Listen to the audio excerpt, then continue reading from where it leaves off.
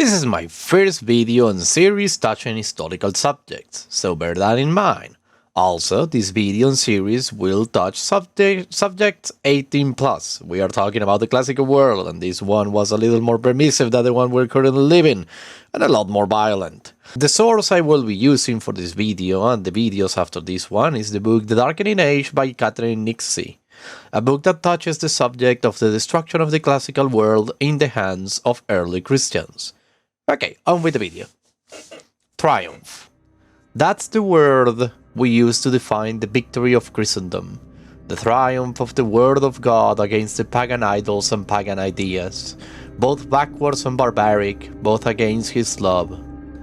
This word brings us the idea of a military parade, one where the victorious forces of good go around the streets of a city, heading to its center to be rewarded. But the Romans had another way to understanding triumph, and this is really how that happened. The victorious Christians will have paraded not only themselves, but they will have done so with all the defeated enemies in chains. They will have humiliated the defeated and, at the end of the procession, killed them in a gruesome spectacle. That was a Roman triumph, and thus the Christendom triumph will not only have basked in the glory of victory, they will have inflicted every wound imaginable to the defeated, all with sadistic intent. And the classical world, even though some of its practices we will find repellent today, was a place of freedoms and individuality, full of sins, as the Christians will call them. People were not ashamed to display their riches, dressing themselves in expensive clothes and going outside with purple and gems. They were not afraid to seek the most delicious foods and wines, celebrated banquets daily, having a good time most of the time. And they were not scared of the naked body either. They celebrated with statues and paintings. And they had the habit to take long baths, to go to the public space that was the bathhouse, where man and woman took baths together. We can see all of this sexual freedom in the baths of Pompeii today, in the images of sex that we can find in the bathhouse, where people leave their tunics to enter the establishment.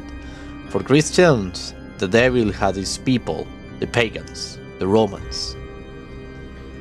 In sharp contrast to this world, we have the life of Saint Anthony, a young, handsome, and rich individual that, after hearing a verse from the Bible, decided to give up everything he had and retire to a life of solitude in the deserts of Egypt.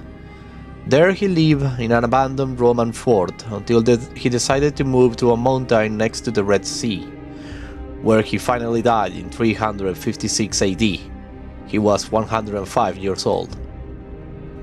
His life was one of isolation and humility, or shall we say, humiliation, and he fought the devil himself, according to his chronicles. But his story wasn't known until a bishop named Antamasio brought it down, and he became an instant hit in the literary world that was the Christian market. Such was the case that the amount of people fleeing to live in the desert like he did were making the desert a city. We could end the video here, having shown the classical world in contrast to the early Christian habits. But there is something more in the first chapter of the Book of Nixey, the terms in which the tale of victory of Christendom is told nowadays. It's almost like its victory was secured from the beginning. The world from the 3rd century and on was in total chaos, and all customs could give solace to the people. But this new religion had all the answers. It gave solace to the living. There was a plan for everyone. There was an afterlife, and that plan was good. Everything that happened did for a reason, and you will be rewarded if you follow some clear rules inspired by the divine. How could the old world compete with this message? They were stoic, sarcastic, nihilist. Too bad weather good face, they say, and keep on walking, without giving any kind of solace to the ill, the weak, the doubtful, the depressed. And all the dispossessed turned to the Christians, and they end up winning.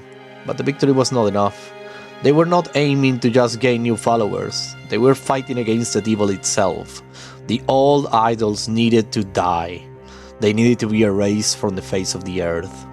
And this is a story that we are going to explore in this docu-series. Not a history you probably hear a million times about Christians as paladins of good in the ancient world, but a history of the murder of the classical world.